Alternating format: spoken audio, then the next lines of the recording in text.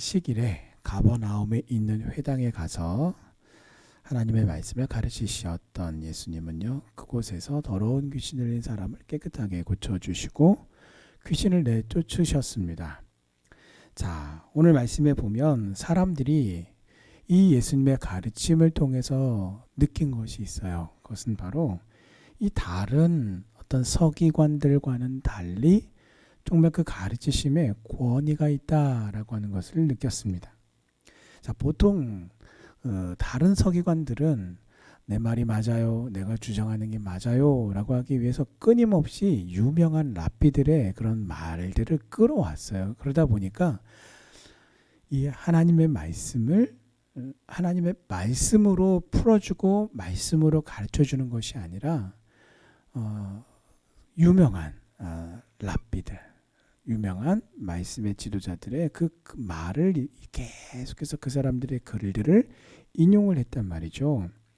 자, 그러다 보니까 예수님 그렇게 하지를 않으셨거든요. 하나님의 말씀으로 말씀을 풀어주시고 가르쳐 주셨어요. 자, 그래서 이러한 예수님의 그 가르치심에 권위가 있었다라는 말씀이에요. 그런데 바로 그 뒤를 이어서 예수님이 그 회당 안에 있었던 귀신 들린 사람을 고쳐주셨다라는 이제 내용인데요. 자, 이것은 그냥 고쳐주셨구나 이런 내용이 아니라, 자, 사람들도 예수님의 그 가르치심을 통해서 예수님의 그 권위를 느꼈는데, 오늘 말씀에 보면 귀신들도 예수 그리스도의 그 말씀의 권위에 순종하고 승복하는 사건이 이어졌다라는 것입니다.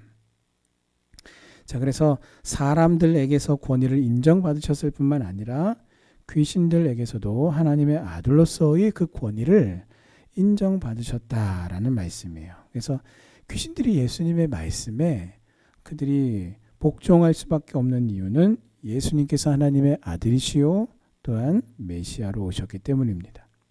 자, 그러다 보니까 서기관들은 보통 자기가 잘 모르는 것을, 자기가 온전히 모르는 것을 그냥 전하는 사람이었고, 그럴 뿐이고, 예수님께서는 아시는, 바로 가장 정확하게 아시는 그것을 말씀하셨기 때문에 그 권위가 차이가 나는 것은 당연한 것입니다.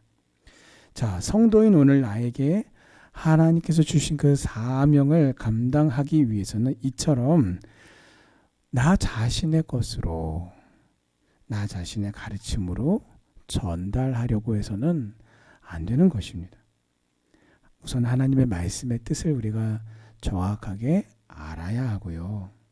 또한 그 말씀을 내 삶으로 살아내야 합니다. 그래야 하나님의 말씀을 이 세상에 힘있게 선포할 수가 있고, 그 선포 가운데에 성령 하나님께서 역사하심으로 하나님의 그 말씀에 살아있고 운동력이 있어서 좌우에 날선 어떤 검보다 예리하여서 우리의 혼과 영과 관절과 골수를 찔러 쪼개기까지 하시는 그 말씀의 권위와 능력이 나타나게 됩니다.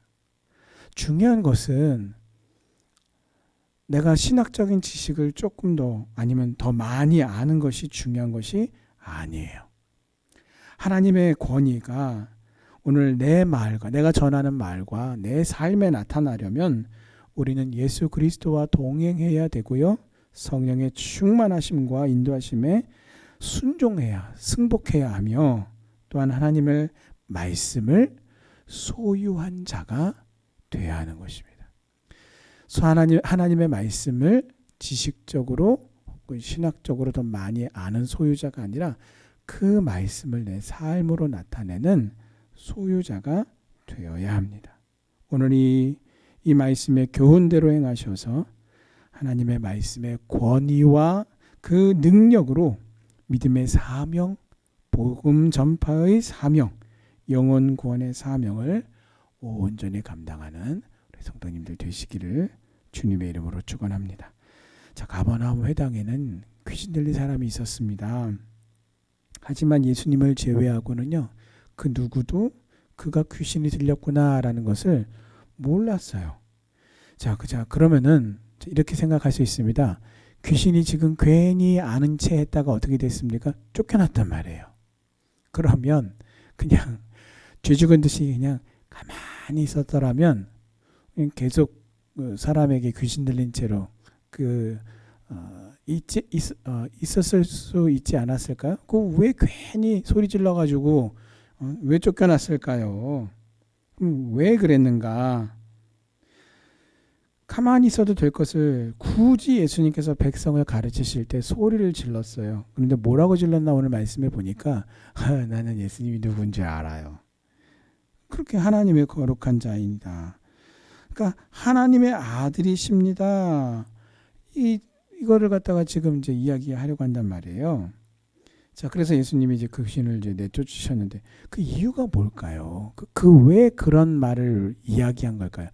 소리를 질렀다라는 것과는 별개로 그 소리 지른 내용이 왜 이러한 내용을 이야기하려고 했는가? 그러니까 이게 무슨 뜻이 있냐면 귀신이 예수님의 편인가? 절대 그럴 리가 없죠. 사단은 하나님의 일을 대적합니다. 그렇게 따지면 이 귀신, 사단의 하수인인 그 귀신 역시 그 입장이 똑같단 말이에요. 하나님을 반대하고 하나님의 일을 방해한다라는 것이죠.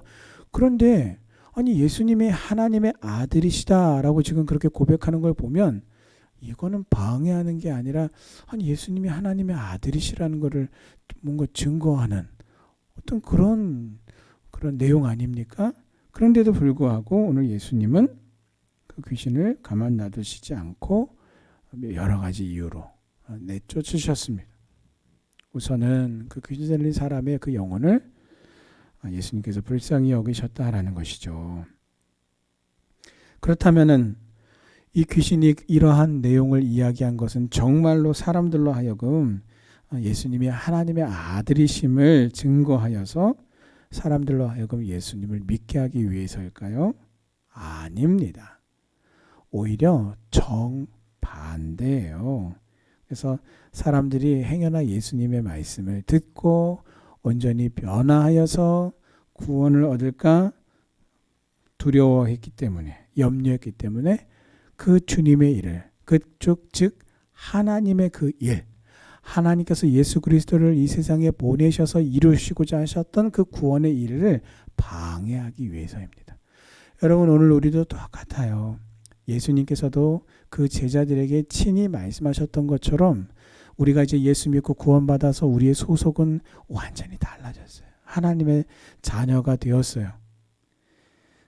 사단은 이와 같이 하나님의 아들 예수 그리스도께서 하시는 그 일도 막습니다. 방해합니다. 하나님의 뜻이 이루어지는 것을 어그러뜨리려고 하고요. 무너뜨리려고 합니다. 사람들은 그래서 사단은 언제나 사람들이 이 복음 듣는 일을 방해합니다. 또 혹 행여 듣더라도 그래 들어, 열심히 들어. 그러나 다양한 방법으로 듣고 난 다음에도 그 말씀이 그 마음에 뿌리 내려서 믿음으로 뿌리 내리지 못하도록 방해합니다. 교회가 부흥하지 못하도록 방해합니다. 정치적인 권력을 이용하든지 혹은 사회적인 정서를 이용하든지 반기독교적인 세력을 이용하든지 공포심을 조장하든지. 여러분, 오늘날 대한민국을 보세요. 사람들이 이 교회의 복음의 능력을 어떻게 가로막고 있습니까? 이 모든 것들을 다 사용하고 활용하지 않습니까? 이 모든 것을 열심히 추구하고 힘쓰는 것은요, 하나님을 대적하는 것이고 바로 적 그리스도적인 일이에요. 그러므로 이러한 모든 일들이 어떻게 해요? 바로 마귀의 일이라는 거예요. 그러므로 이런 일을 하는 사람들을 볼 때에 그들이 바로 사단의 일꾼이다라는 것을 우리는 알아야 합니다. 그러므로 우리가 기억하고 주의할 것은 사단은 교회로 하여금, 성도로 하여금 다른 게 아니에요. 절망감을 느끼게 하고 그 속에서 그 사람을, 교회를 무기력함에 빠뜨린다라는 것입니다. 그래서 본인 스스로 안 돼. 뭐 해도 안 되라고 하는 식으로 깊은 무기력감에 빠뜨려 놓는단 말이에요. 여러분, 전도하는 그 일이 얼마나 하나님께서 기뻐하십니까? 정말 기뻐하신다라고 예수님께서도 말씀하셨잖아요. 한 영혼이 회개하고 돌아올 때에 정말 하늘에 있는 그 99마리의 그 우리 안에 있는 양 떼보다 잃어버리는 그 한 마리의 양을 정말 찾아올 때, 되찾을 때에 그 하늘에서 그 하나님께서 얼마나 기뻐하신다고 예수님께서 말씀하셨잖아요. 그렇다면 전도하는 그 일은 정말 하나님께서 기뻐하시는 일이란 말이에요. 그런데도 불구하고 오늘날 많은 성도들이, 많은 교회들이 해도 안 돼라고 하는 깊은 이 무기력감에 빠져 있는 것을 볼 수 있어요. 그래서 우리 이렇게 전도합시다 라고 할 때에 여러분 그래요, 같이 한번 해봅시다. 그래요, 이러이러한 부분들이 있지만, 이런 현실적인 어려움이 있지만 하나님께서 기뻐하시는 일이니까 우리가 한번 뜻을 모으고 힘을 모으고 시간을 모으고 모든 것들을 모아서 한번 해봅시다. 이렇게 해도 부족할 텐데, 전도합시다라고 하는 목사의 그 도전과 또 권면 앞에서 가장 방해하는 사람들이 누군가 하면 교회 중직자들이에요. 장로들이고요, 권사들이고요, 집사들이에요. 왜 반대하냐면 다른 이유가 아니에요. 해봤는데 안 된다. 해봤는데 안 된다라는 이유로 해도 안 돼요. 그리고 굉장히 냉소적이고 굉장히 부정적으로 그래, 너도 한번 용어 한번 써봐. 근데 우리도 해봤는데 안 되더라. 이런 어떤 경험적인 어떤 그런 자기의 경험으로부터 끌고 와서 하나님의 그 기뻐하시는 그 일을 두고도 열의도 없고 열정도 없고 의지도 없고 모든 것들이 없어요. 이게 뭐예요? 사단이 기뻐하는 일이에요. 교회로 하여금, 성도로 하여금 무기력감에 빠뜨려서 본인 스스로 해봤는데 안 돼요. 이래도 안 돼요. 저래도 안 돼요. 하나님의 뜻이 이루어지는 그 일들을 향해서 어떤 열정도 어떤 의지도 갖지 못하게 만드는 그런 모습으로 이끌어간다라는 거예요. 오늘 나는 하나님의 뜻이 이루어지는데 오늘 예수님과 같은 열심과 열정을, 의지를 내가 가지고 순종하기 위해서 우리가 분투하고 있습니까? 아니면 내가 경험했던 체험적인 그러한 부정적인 그런 일들로부터 끌고 와서 그것이 내가 해야 하는 그 일이, 순종해야 되는 그 일이 하나님이 기뻐하시는 일임에도 불구하고, 여호와 하나님 보시기에 선하시고 기뻐하시고 온전하신 뜻임에도 불구하고 부정적으로 열정 없이 그렇게 마치 사단의 하수인처럼, 앞잡이처럼 그렇게 생각하고 말하고 행동하고 있지는 않은지, 오늘 하나님의 말씀을 통해서 우리 자신의 모습을 다시 한번 깊이 돌아보기를 원합니다. 예수님이 꾸짖으시자 그 귀신이 그 사람에게서 나갔어요. 격렬을 일으키고 큰 소리를 지르며 나갔습니다. 여러분, 이 사건 자체가 백성들에게는요 매우 큰 충격이었고요, 큰 기적이었고 큰 표적이었어요. 그죠? 그렇다면 사람들이 뭐라고 말하면 그 권위가 도대체 이 사람이 누구이길래 이 정도까지라고 하면서 놀랐단 말이에요. 자, 그러나 그들의 그 놀람만큼, 그 반응만큼, 그 반응이 그들의 믿음의 증거는 아니다라는 것입니다. 이것을 통해서 우리가 늘 깨달을 수 있는 진리가 있어요. 그것은 뭐냐면 이 기적만으로는 진정한 구원받는 믿음에 이를 수가 없다라는 것입니다. 진정한 믿음이란 그러므로 하나님의 말씀을 인격적으로 믿는 믿음입니다. 예수님이 나의 구주이심을 믿고 고백하고 선포하는 믿음이 참 믿음입니다. 그래서 우리가 여러분 성도로서 하나님의 은혜의 역사, 기적의 역사도 사모하세요. 사모해야 합니다. 그러나 하나님의 말씀이 올바르게 선포되고 또 가르쳐지는 교회와 예배를 더 사랑하고 더 소중히 여기는 것이야말로 신앙생활의 본질이다라는 것을 여러분 잊지 마시기를 바랍니다. 자, 예수님은 안식일에 그 사역을 마치신 직후에 곧바로 베드로와 안드레의 집으로 들어가셨어요. 자, 이것을 통해서 우리가 알 수 있는 것은 이미 베드로와 안드레는요 자기의 집 안에 예수님이 언제든 오셔서 쉬실 수 있는 방을 내어드렸다라는 것을 알 수 있습니다. 여러분 오늘날에도 보세요. 사람들이 어떤 다른 사람들 집에 이렇게 이렇게 편하게 갈 수 있는 그런 조건이 무엇입니까? 초대받았을 때.